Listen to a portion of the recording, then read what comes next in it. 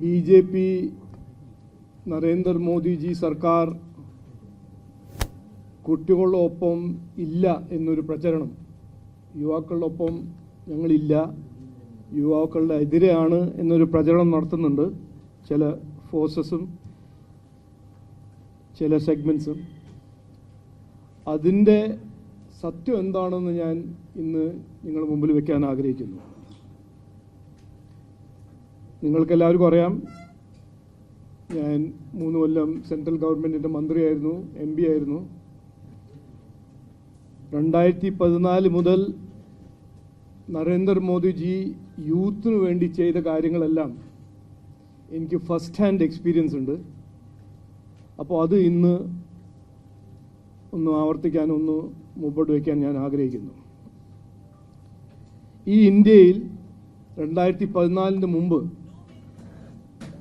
നമ്മുടെ ലേബർ ഫോഴ്സും യൂത്തിലും 80% അൺസ്കിൽഡും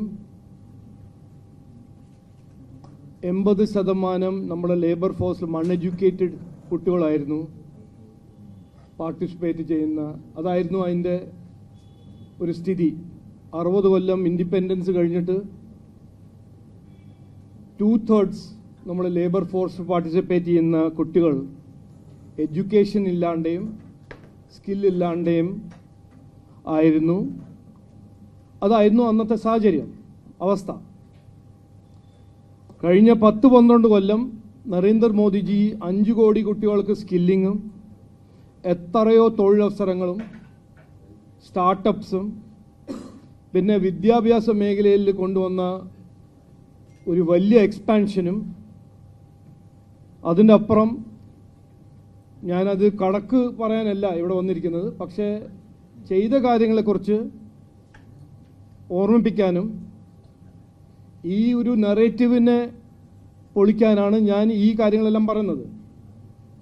യുവാക്കൾക്ക് വേണ്ടി നരേന്ദ്രമോദിജി കഴിഞ്ഞ 10 കൊല്ലം നരേന്ദ്രമോദിജി സർക്കാർ ചെയ്ത കാര്യങ്ങൾ ഇന്ത്യയുടെ ചരിത്രത്തിൽ ആരും ചെയ്തിട്ടില്ല ഇതിനു മുമ്പ്.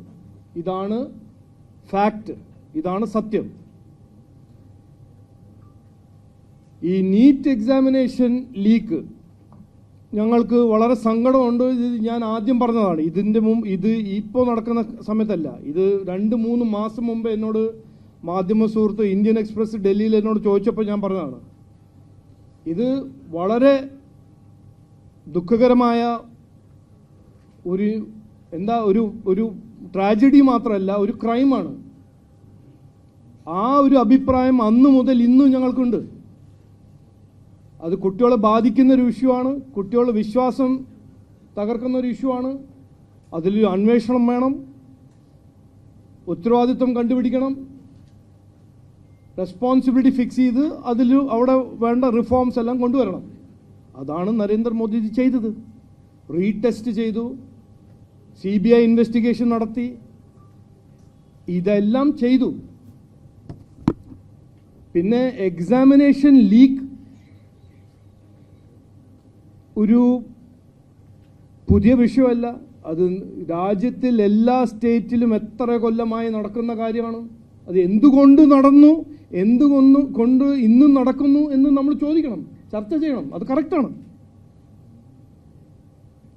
അഴിമതി ഇന്നും നമ്മുടെ സിസ്റ്റമിലുണ്ട്.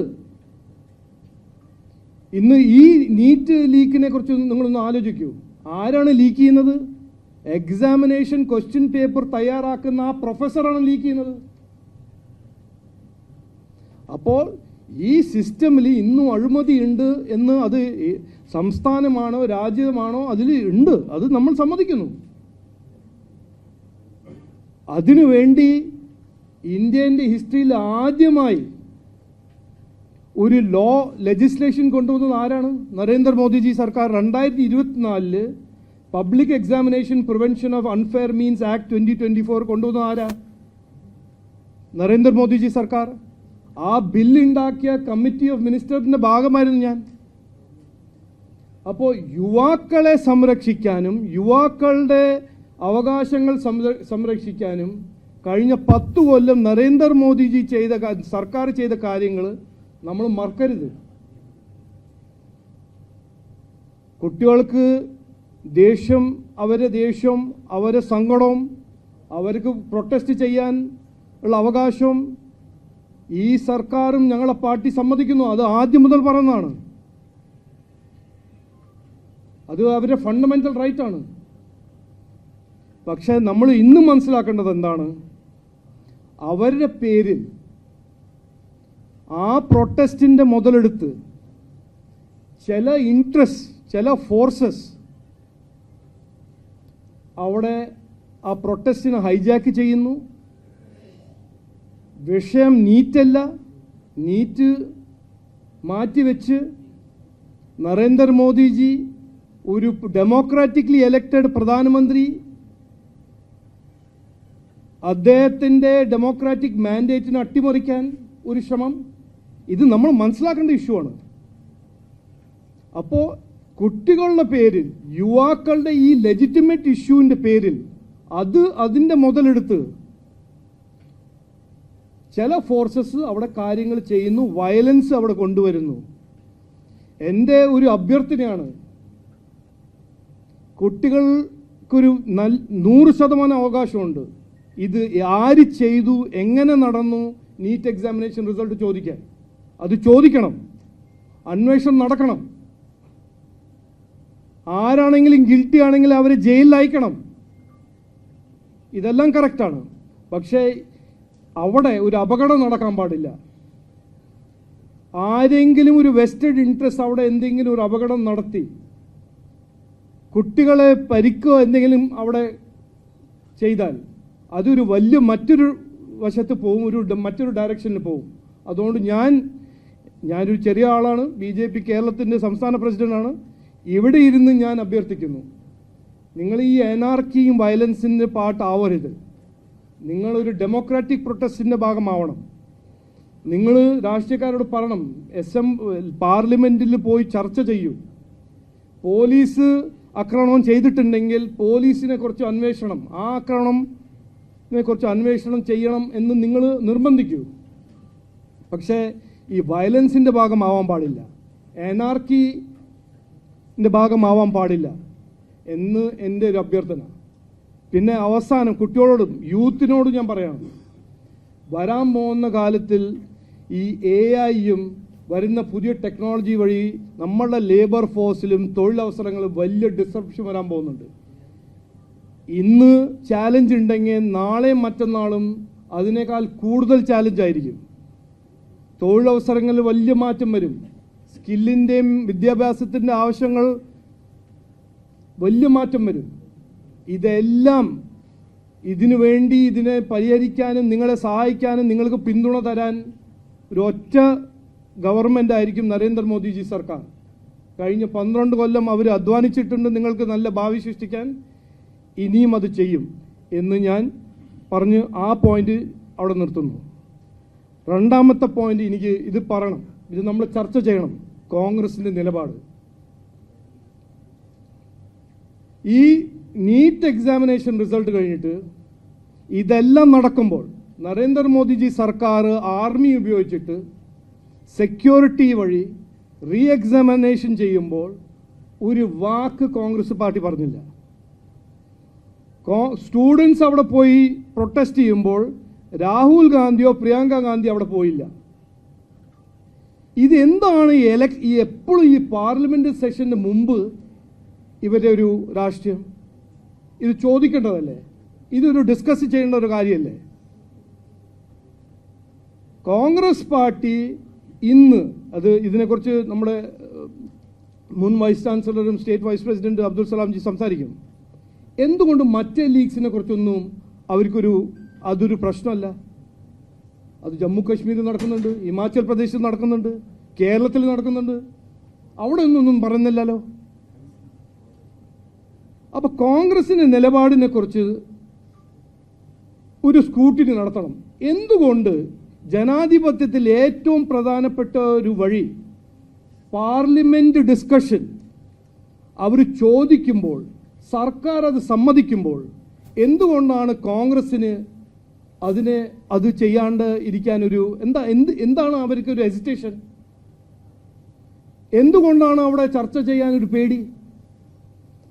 TV ഉണ്ട്, ചാനലുണ്ട്, എല്ലാവരും കാണുന്നുണ്ട്. ഈ വിഷയങ്ങളെല്ലാം പാർലമെന്റിലല്ല അവിടെ അവതരിപ്പിക്കേണ്ടത്. സ്റ്റുഡൻറ്റിൻ്റെ അവകാശങ്ങളുടെ പേരിൽ പ്രൊട്ടസ്റ്റ് ചെയ്യേണ്ടത് ഹൈ സെക്യൂരിറ്റി പ്രൈം മിനിസ്റ്ററിൻ്റെ വീടിൻ്റെ ചുറ്റുമുള്ളത് ഹൈ സെക്യൂരിറ്റി ഏരിയ ബ്രീച്ച് ചെയ്തിട്ടാണോ? ഇത് ഇന്ത്യയുടെ ചരിത്രത്തിൽ ആദ്യമായിട്ടല്ലേ നമ്മൾ കാണുന്നത്? അത് എന്തിനു വേണ്ടി? അത് സ്റ്റുഡൻസിന് വേണ്ടിയിട്ടാണോ? അവരുടെ രാഷ്ട്രത്തിന് വേണ്ടിയിട്ടാണോ?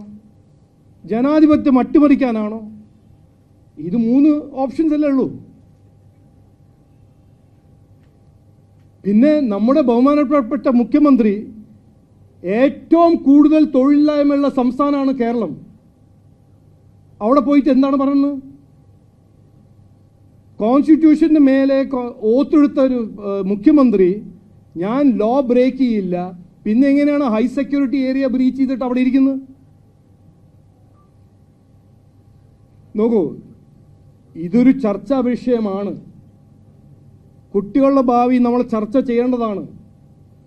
നീറ്റ് എക്സാമോ ഏത് എക്സാമിന് ലീക്ക് ഉണ്ടായാൽ അത് കുട്ടികളുടെ ഭാവി ബാധിക്കും, കുട്ടികളുടെ വിശ്വാസം എഡ്യൂക്കേഷൻ സിസ്റ്റമിൽ ബാധിക്കും. അതെല്ലാം കറക്റ്റാണ്, നമ്മൾ ചർച്ച ചെയ്യണം. പക്ഷേ ജനാധിപത്യമാണ്, ഇത് ചൈനയല്ല, ഇതൊരു ഡിക്റ്റേറ്റർഷിപ്പ് അല്ല, എനാർക്കി അല്ല ഇവിടെ ആവശ്യം. ഞാൻ അഭ്യർത്ഥിക്കുകയാണ്, നിങ്ങൾ ഇവരുടെ ട്രാപ്പിൽ പെടരുത്. ഞാൻ കുട്ടികളോട് അഭ്യർത്ഥിക്കുകയാണ്, ഇതെല്ലാം ചർച്ച ചെയ്യാൻ പാർലമെൻ്റ് ഒരു ഫോറമാണ്.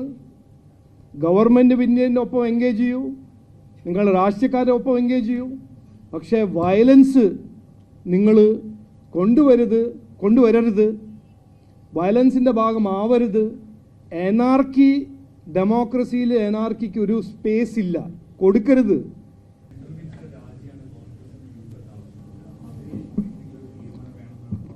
അല്ല, നോക്കൂ, ഇത് ഞാനല്ലല്ലോ അത് തീരുമാനിക്കേണ്ടത്. പക്ഷേ ഇത് എനിക്ക് മനസ്സിലാവുന്നില്ല. അങ്ങനെ ആണെങ്കിൽ, ഡിമാൻഡ് ആണെങ്കിൽ അത് പാർലമെൻറ്റിൻ്റെ ഫ്ലോറിലല്ലേ വെക്കേണ്ടത്? ഞാൻ കുറച്ചു കാലമായിട്ട് പോളിറ്റിക്സ് കണ്ട് പാർട്ടിസിപ്പേറ്റ് ചെയ്തൊരു വ്യക്തിയാണ്. ഒരു മിനിസ്റ്ററിൻ്റെ റെസിഗ്നേഷൻ വേണമെങ്കിൽ, ഉദ്യോഗസ്ഥൻ്റെ റെസിഗ്നേഷൻ വേണമെങ്കിൽ പാർലമെൻറ്റ് ഡിബേറ്റിൻ്റെ ഭാഗമായിട്ട് ചോദിക്കണം. എന്താണ് അതിൻ്റെ പ്രോബ്ലം? പാർലമെൻറ്റിന് ഉള്ളിൽ പോയി ചർച്ച ചെയ്യാൻ എന്തിനാണ് കോൺഗ്രസിനൊരു വിഷമം? അവിടെ എല്ലാ കാര്യങ്ങളും പറയണം. അവിടെ മന്ത്രിൻ്റെ റെസിഗ്നേഷൻ ആണെങ്കിൽ മന്ത്രി, കേരള BJP പ്രസിഡന്റ് റെസിഗ്നേഷൻ ആണെങ്കിൽ കേരള BJP പ്രസിഡന്റ്, അത് പാർലമെന്റ് അല്ലേ ചെയ്യേണ്ടത്? ഇത് എനാർക്കി ഒരു എന്താ ഒരു വയലന്റ് മോബായിട്ട് ആണോ ഈ ഡെമോക്രസിയിൽ അത് ചോദിക്കേണ്ടത്? അല്ല, നിങ്ങൾ തന്നെ തീരുമാനിക്കൂ. നമ്മൾ ഡെമോക്രസിയിലാണോ ജനാധിപത്യത്തിലാണോ ജീവിക്കുന്നത്, ഒരു എനാർക്കിയിലാണോ? ഒരു മോബ് വന്നിട്ട്, ഞാനിപ്പോൾ ഒരു മീഡിയ ഹൗസിൻ്റെ മുമ്പിൽ ഒരു മോബ് വന്നിട്ട് എനിക്ക് നിങ്ങൾ റിപ്പോർട്ടിങ് ഇഷ്ടമല്ല എന്ന് പറഞ്ഞിട്ട് ഞാൻ മോബ് കൊണ്ട് വന്നാൽ നിങ്ങൾക്ക് ഇഷ്ടമാവുമോ? അല്ല, നിങ്ങളുടെ എഡിറ്റർ രാജിവെക്കണം, നിങ്ങളുടെ ജേർണലിസ്റ്റ് രാജിവെക്കണം. എന്നെക്കുറിച്ച് ഇവിടെ ജേർണലിസ്റ്റ് എന്തെല്ലാം പറഞ്ഞിട്ടുണ്ടല്ലോ. ഇനിയിപ്പോൾ അടുത്ത് നിങ്ങളുടെ എന്താണ് അഭിപ്രായം? ഞാൻ അവിടെ ഒരു മോബ് എടുത്തിട്ട് വരുന്നോ ആണോ? അത് തെറ്റാണെന്ന്. ജനാധിപത്യം എന്ന് പറഞ്ഞാൽ നമുക്ക് കുറച്ച് ലിമിറ്റേഷൻസ് ഉണ്ട്, നമ്മൾക്കൊരു ബേസിക് ഒരു ഫ്രെയിം വർക്ക് ഉണ്ട്. ലിമിറ്റേഷൻ എന്താണ്? നമുക്ക് പെട്ടെന്ന് ഇങ്ങനെ ഇന്ന് ഞാൻ രാവിലെ എണീറ്റു, എനിക്കിതൊരു ആവശ്യമാണ്, അത് ഇന്ന് തന്നെ നടക്കണമെന്ന് പറഞ്ഞാൽ അത് നടക്കില്ല. നമ്മൾ അവിടെ പോയി ഒരു ഡിബേറ്റ് ചെയ്യണം. അത് ജനാധിപത്യത്തിൻ്റെ ഒരു ക്യാരക്ടറിസ്റ്റിക്കാണ്.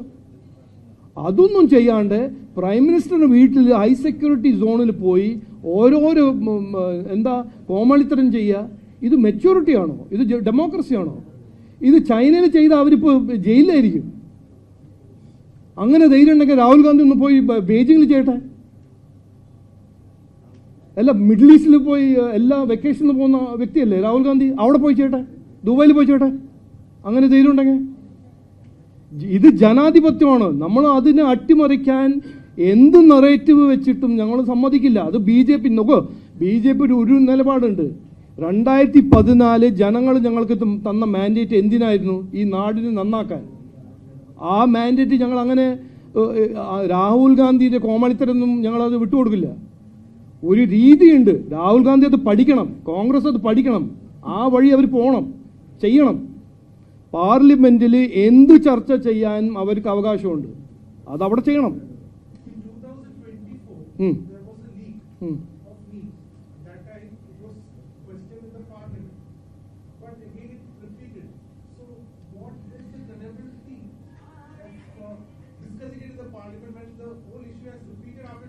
No, let me explain to you. I'll explain in English since you are asking in English. We are in a democracy. The only solution to problems that people raise has to be democratically solved. If for example, but what are you implying? That the education minister in 2024 did not respond to a debate in parliament. That is your contention. Then that has to be raised in parliament. Public opinion has to be shaped accordingly in parliament, through debates in parliament. People should come there and create awareness. Students should protest. We are not against protest. We are not saying that protest should not be done by children. We are a party that believes in protest. Children should protest, parents should protest, teachers should protest. But that should not be conflated with and mixed up with violence and anarchy. Democracy means automatically you have to abide by the law, and it certainly does not provide space for anarchy and violence. It's been almost a month that students are protesting. CGP is protesting, but they are demanding resignation. But after the first reaction that Minister Dharmendra Pradhan gave was attacking Rahul Gandhi. He has never apologized for what has happened. He has never spoken about what has happened. But the first reaction was attacking Rahul Gandhi rather than responding to the protest. Look, I cannot speak for the minister. I am not the minister. I am certainly not going to speak for the minister. I am not in the government. We are a political party. We are giving you our views on what the youth should do, what is good for the youth. We have an opinion. We are putting it forward. I have personally made it very clear from the very beginning that this is not an issue that anybody should brush aside. The NEET leak is an issue that is in. I am also a parent, by the way. I have 2 children, and my children are also upset about NEET examination results or any examination result, as anybody's children would be. അപ്പോൾ ഞാൻ പറയാൻ ആഗ്രഹിക്കുന്നത് ഈ government അതിനെ തള്ളിയിട്ടില്ല. ആ ഇഷ്യൂവിന് ഞങ്ങൾ അങ്ങനെ നടന്നില്ല അങ്ങനെയല്ലല്ലോ. പ്രൈം മിനിസ്റ്റർ അതിനെ കുറിച്ച് സിസ്റ്റമാറ്റിക് ആയിട്ട് ആക്ഷൻ എടുത്തിട്ടുണ്ട്, ഇൻവെസ്റ്റിഗേഷൻ ചെയ്യുന്നുണ്ട്, 14 പേരെ അറസ്റ്റ് ചെയ്തിട്ടുണ്ട്. പിന്നെ 2024 ഇതിനു വേണ്ടി മാത്രം ഒരു ലെജിസ്ലേഷൻ കൊണ്ടുവന്ന ആരാ? ഈ പ്രധാനമന്ത്രിയല്ലേ, ഈ സർക്കാരല്ലേ. പക്ഷെ അത് ഫുൾ പ്രൂഫ് ആണോ? ഇല്ല. അത് ഫുൾ പ്രൂഫ് ആക്കണം.